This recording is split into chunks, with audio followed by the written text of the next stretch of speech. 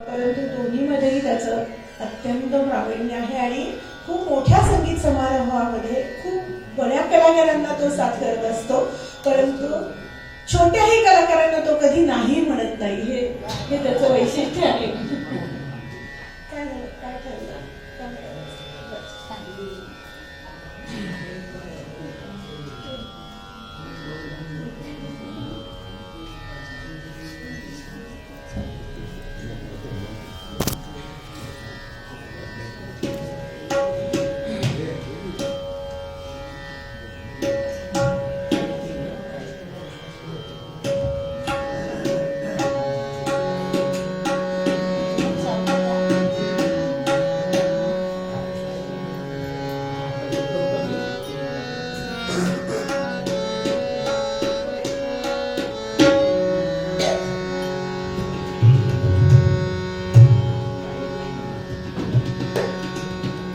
राजा पंढरीचा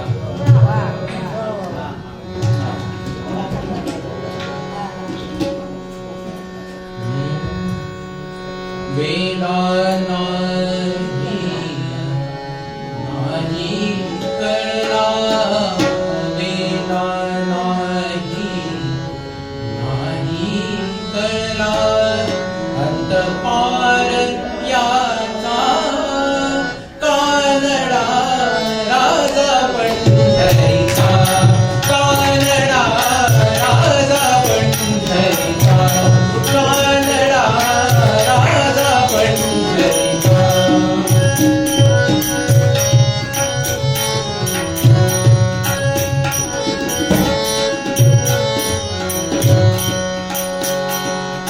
निराकार तो निर्गुण ईश्वर, असा प्रगटला असा विदेवर. निराकार तो निर्गुण ईश्वर, असा प्रगटला असा विदेवर. उभय ठेविले हात कटीवर, उभय ठेविले हात कटीवर. पुतळा चैतन्याचा कानडा राजा पंढरीचा, कानडा राजा पंढरीचा.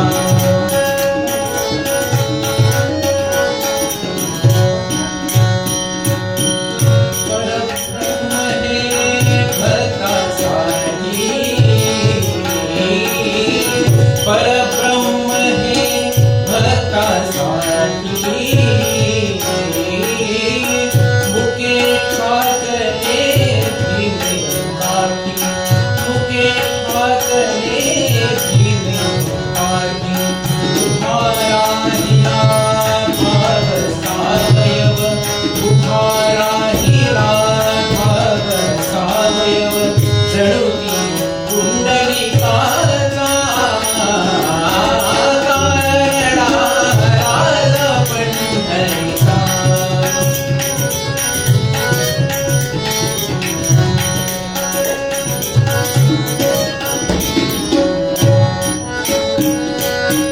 हा नाम्याची खीर चाखतो, सोमवारची पुढे राखतो.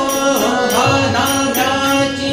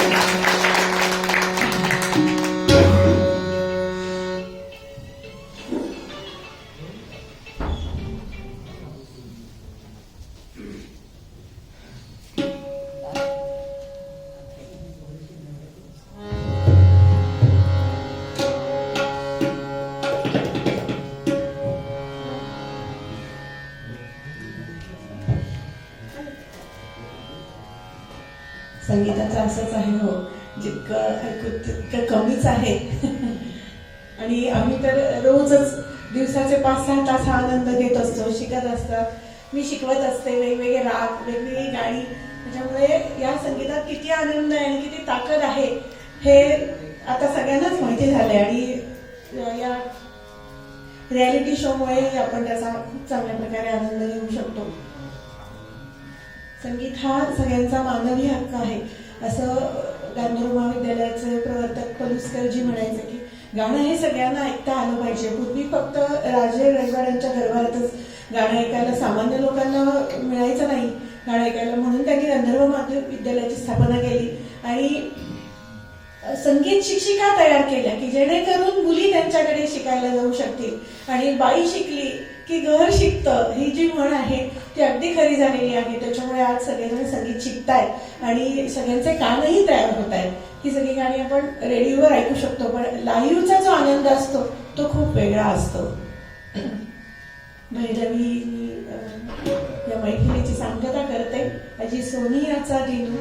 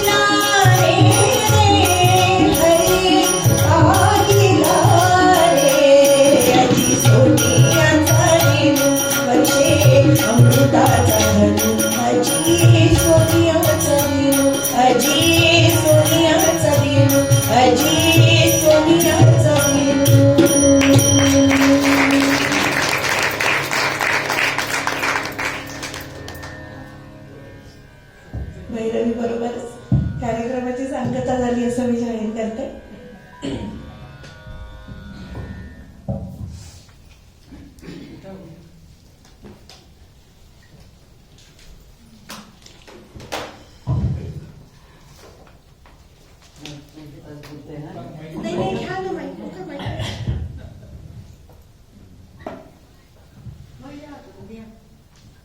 आजकालच्या पास्ता पिझ्झाच्या जमान्यात एखादं स्वादिष्ट सुग्रास अन्न समोर यावं आणि त्याचा आपण आस्वाद घ्यावा, तसं आजच्या मैत्रिणीचं आयोजन झालं.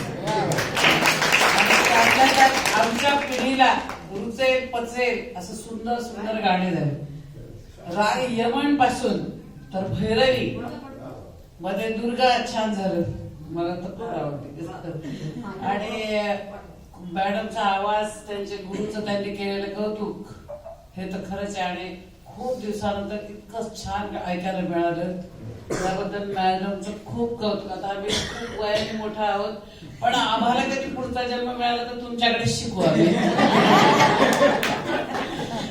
दुसरं त्यांचा मुलगा, ज्याची आई किती हुशार आहे. आणि मानसशास्त्रात आहे की आईचे गुण जास्तीत जास्त मुलांमध्ये येतात. तो गुण सुद्धा त्याने झेला आणि सगळ्याचे तर हुशार आणि इंजिनियर पण आहे. पुढे वडिलांचे आईचे सगळ्याचे गुण आले असते. आणि त्याच्याच नावावर संगीत विद्यालय आहे. आणि मला माहिती आहे, मी गेलेले त्यांच्याकडे भेट दिलेली आहे मी, त्याच्यामुळे त्याचं एक कौतुक. हे तर छोटं पॅकेट बडा धमाका तसं खरंच आहे. तो नावाप्रमाणे छान आहे आणि गातो पण छान. जो आत्ताच एवढा छान गातोय, मोठेपणी तर खूपच छान गातो. आणि सगळ्याला सूर संगीत, सगळ्याला साथ देणारे पेटी वादक तबलजी, संगीत तबलजी पेटी वादक, त्यांचं सुद्धा अगदी मनापासून कौतुक. त्या सगळ्यांचा आभार. तर त्या खूप बिझी असतात मला माहिती, कारण मी गेले तेव्हा त्यांचा क्लासच चालू होता, एकदा गेले होते तेव्हा. पण त्यातल्या त्यात वेळ काढून त्या आल्या म्हणून त्यांचे आभार. तुम्हा सगळ्यांचे इथं खास, कारण श्रोत्याशिवाय मैफिलीला शोभा येत नाही, म्हणून तुमचे सुद्धा सगळ्यांचे आभार. हा कार्यक्रम संपला असं जाहीर करते, पण पसायदान ना, अच्छा वाढदिवस, वाढदिवसाचे कुणी नाही आहेत. हा, आपण सामूहिक पसायदान म्हणून, सामूहिक सगळेच म्हणतात. सामूहिक पसायदान झाल्यावर कार्यक्रम संपला, अल्पोपहार आहे, त्याचा सगळ्यांनी आनंद घ्यावा आणि मग आपापल्या घरी जातात.